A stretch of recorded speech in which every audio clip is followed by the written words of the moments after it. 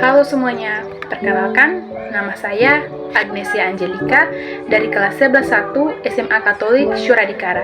Di sini saya akan menjelaskan tentang kedatangan bangsa Eropa, kolonialisme, dan penjajahan bangsa Eropa di Indonesia. Masa kekuasaan VOC pada tahun 1602 sampai 1799. Banyak pedagang dari beberapa negara Eropa bersaing untuk menguasai perdagangan di Nusantara, termasuk Belanda. Persaingan juga terjadi di antara perusahaan dagang orang Belanda.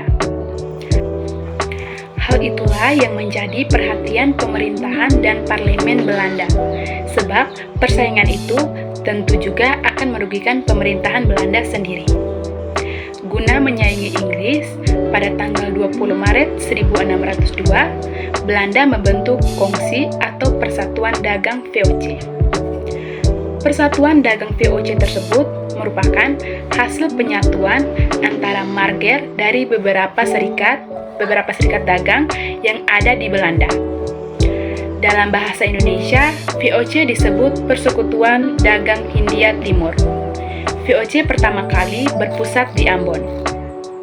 Tujuan dibentuknya VOC antara lain untuk menghindari persaingan yang tidak sehat antara sesama pengusaha Belanda di Nusantara, membantu keuangan pemerintahan Belanda, menyaingi pedagang-pedagang lain dari negara Eropa lainnya, terutama Inggris dan Portugis. Memperkuat posisi sehingga dapat melaksanakan monopoli perdagangan. Menjalankan pemerintahan sebagai wakil pemerintah Belanda di India Timur. Beberapa catatan penting selama kekuasaan VOC. Nusantara pada saat ini dikenal dengan nama Hindia Timur. Karena Indonesia memang terletak di sebelah timur India, pada masa ini masih berdiri kerajaan-kerajaan daerah yang memiliki kedaulatannya masing-masing. VOC adalah sebuah perusahaan dagang yang merupakan penggabungan dari serikat-serikat dagang Belanda yang masuk ke Indonesia. VOC bukanlah pemerintahan Belanda, dengan demikian bisa dibilang Indonesia bukan diperintah oleh negara, tetapi diperintahkan oleh sebuah perusahaan. VOC dipimpin oleh seorang gubernur jenderal. VOC merupakan organisasi yang mengurusi masalah perdagangan Belanda di Hindia Timur atau Indonesia. Meskipun demikian, VOC bertindak seperti sebuah negara. Dalam menjalankan tugasnya, VOC mendapat wewenang istimewa dari pemerintahan Belanda berupa hak oktroi. Hak-hak istimewa yang tercantum dalam oktroi atau piagam tanggal 20 Maret 1602 meliputi hak monopoli untuk berdagang dan berlayar, serta menguasai perdagangan. Hak kedaulatan sehingga dapat bertindak seperti sebuah negara, yaitu memiliki angkatan perang sendiri, menyatakan perang dan mengadakan perdamaian, menetapkan atau mengeluarkan mata uang sendiri, merebut dan menduduki daerah-daerah baru, memerintah daerah-daerah tersebut memungut pajak.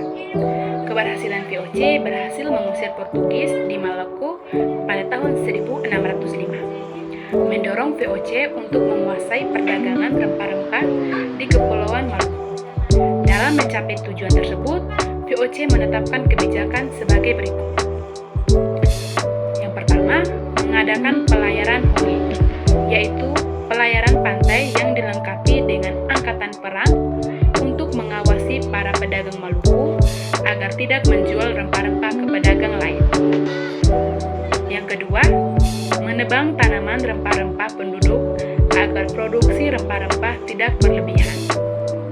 Yang ketiga, mewajibkan rakyat membayar pajak hasil bumi. Karena kekuasaannya yang semakin besar, kerajaan Belanda mengangkat seorang gubernur jenderal untuk memimpin VOC. Gubernur jenderal yang pernah menjabat VOC adalah Pieter Both pada tahun 1610 sampai 1614 dan Jan Pieterszoon Coen 1619 sampai 1623. Pada awalnya, rakyat dan penguasa daerah bersikap baik kepada VOC. Sikap baik rakyatnya dan para penguasa itulah yang dimanfaatkan oleh VOC untuk semakin berkuasa di Nusantara. Namun, sejalannya waktu, orang-orang Belanda mulai menampakkan sikap jongkak dan sombong. Hal itulah yang memunculkan kebencian rakyat dan para penguasa lokal.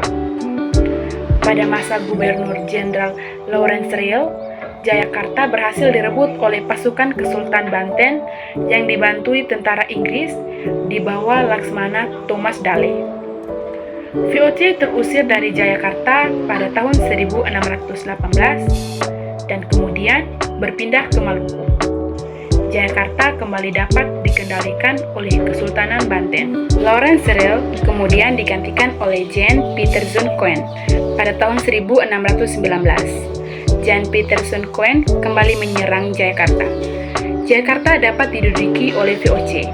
Kota Jayakarta dihancurkan oleh Jan Pieterszoon Koen pada tanggal 30 Mei 1619. Kota Jayakarta kemudian itu diberi nama Batavia. Pada masanya, Jan Pieterszoon Koen juga dikenal sebagai gubernur yang sangat memaksakan berlakunya monopoli.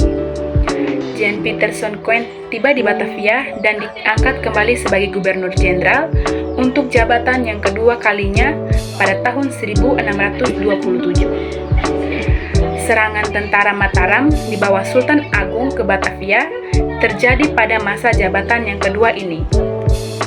VOC banyak melakukan campuran tangan politik pada kerajaan-kerajaan di daerah Nusantara.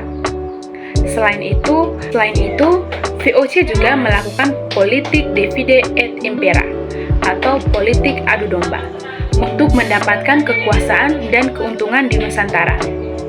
Pada tahun 1641, VOC berhasil mengalahkan Portugis di Malaka. Belanda kemudian menggantikan posisi Portugis di Malaka. Kekuasaan VOC berlanjut setelah VOC berhasil memaksa Sultan Hasanuddin menandatangani perjanjian Bongaya pada tahun 1667. Sekian dari saya. Maaf apabila penjelasan saya ini jauh dari kata sempurna. Terima kasih.